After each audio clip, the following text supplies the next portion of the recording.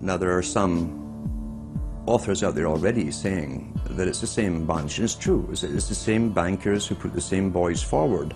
Obama, far from helping the public and giving them something new or giving them more power and say over their own affairs, has actually sided immediately with the bankers who once again have robbed the public blind, and now they must get bailed out by your tax money.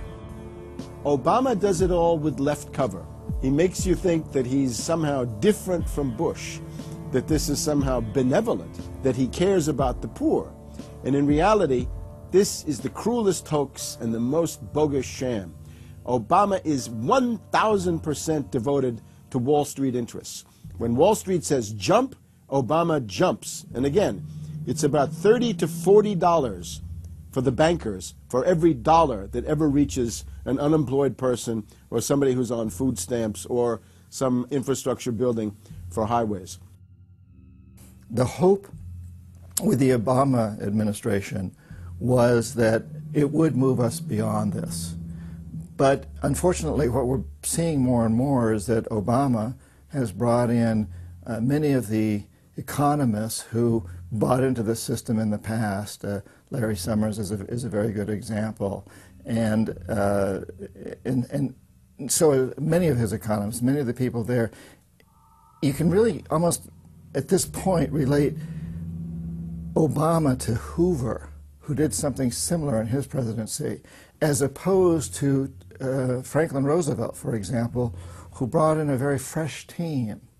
So the concern here now is that Obama's falling into this trap of bringing in the same people who put us in the position that we're in today, and other people who buy into the same theories that brought us here, this mutant form of capitalism. Presumably what most politicians want to come in is say, hey, the problems of the past, they're due to the old guy, and I'm cleaning house, and I'm going to bring in a new team, and don't blame us for the things we've inherited.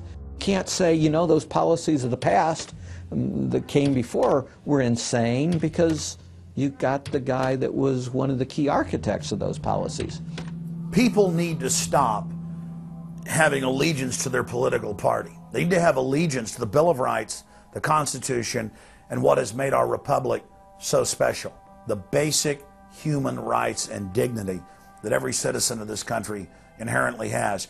Not because it's some right given to us by government, but because our Bill of Rights, our Constitution, enshrines that these are inalienable rights given to us by God, that we inherently have as sentient, free, conscious beings. But instead the public cheers on the Republicans as they win, or cheers on the Democrats as they defeat the Republicans. It's an endless, staged, gladiatorial event, special interest own both parties, and they project this false left-right paradigm up as like a movie screen. And behind that, behind the throne, the establishment is able to control our society and engineer it into this high-tech police state. If you try to let the finance oligarchs who created the crisis turn around and say they're the doctors who are going to get you out of the crisis, they will dig you deeper and deeper into the bottomless abyss of world economic depression, financial collapse, and disintegration. The Democrats have really done more to destabilize the American economy and to help the big banks on Wall Street than the Republicans have done. I would imagine that the Republicans know a little bit more about finance and markets enough that when someone like Goldman Sachs asks the Congress to change laws as they did in the 90s to do away with position limits on the futures contracts, the Republicans would have said, no way, that's completely inconsistent with any notion of a fair market. But the Democrats, I have a feeling, are just not financially literate enough to say no. And I think that Goldman has very shrewdly positioned themselves with the Democrats, because the Democrats typically, like many NGOs that I've run into, they seem to have a complete inability to comprehend these issues of markets and finance and how it relates to social justice. So under the Democrats, we also saw the repeal of Glass-Steagall. Glass-Steagall said there's an inherent conflict of interest between the commercial banking side, which is the lending side, and the investment banking side, which is taking an ownership position.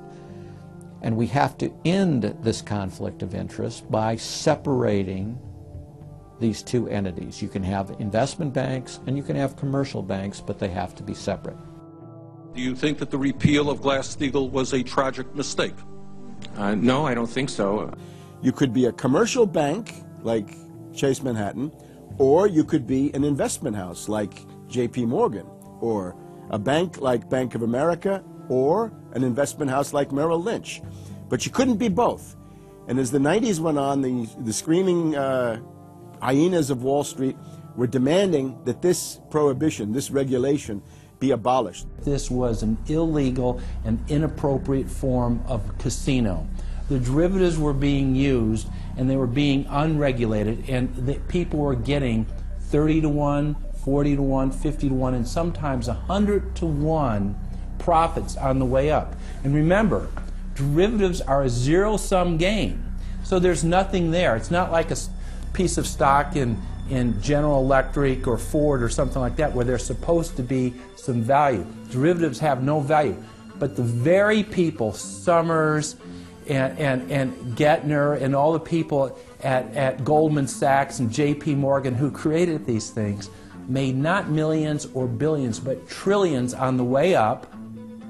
And now that these things are crashing, the very same folks are now put in charge of regulating these things and in charge of the bailout, and they are giving money to the very rascals that created this problem, took the profits. The problem cannot be fixed. And this is on Obama's watch right now. You have so many different schemes and mechanisms at play. It's sort of like after there's a blackout, you know, people in some parts of the country have been known to loot the local stores. You know, they go in, they grab the televisions, and they grab the stereos. And basically that's what the Wall Street gang has done.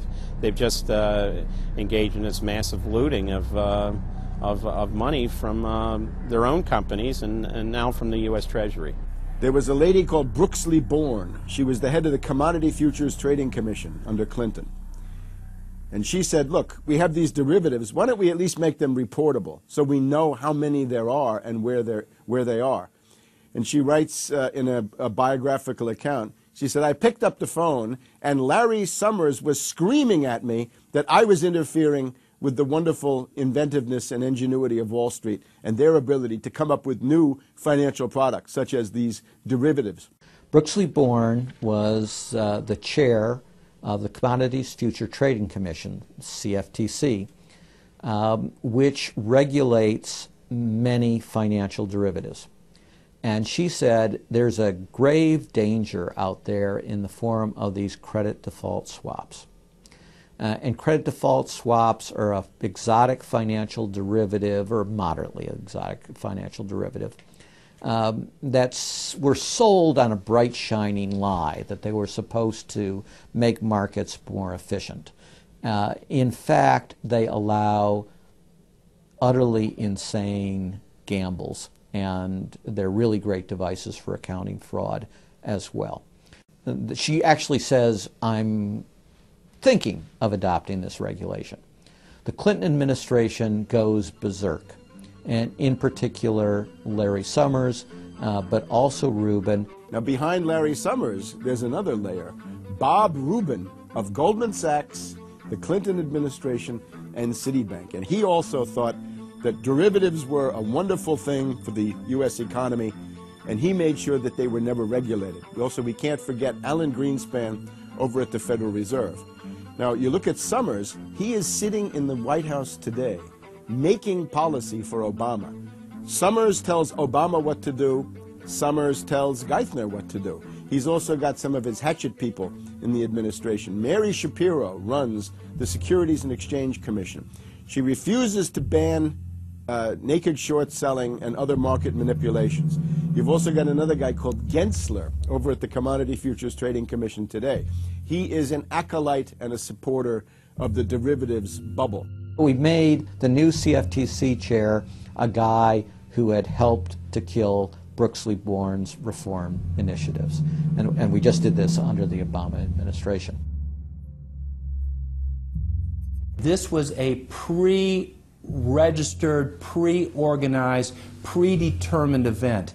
Anybody who knows that if you allow the banks to become unregulated financial institutes with tsunami-like weapons of mass destruction like financial instruments like derivatives, to allow that to run up to levels that are 50, 100, 200 times the gross domestic product with no value. They know that they are taking the profits on going up, but they also know that the end result is the destruction and gutting of this economy. The scam is simple. The insiders buy hard assets and political influence as the fiat bubbles expand. And then, at a time of their choosing, they purposefully implode the bubble.